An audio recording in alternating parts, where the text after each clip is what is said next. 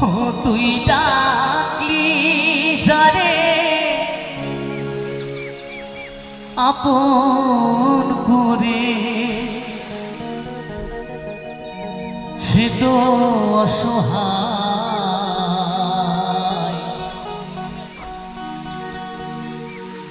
মনের মানুষ কেঁদে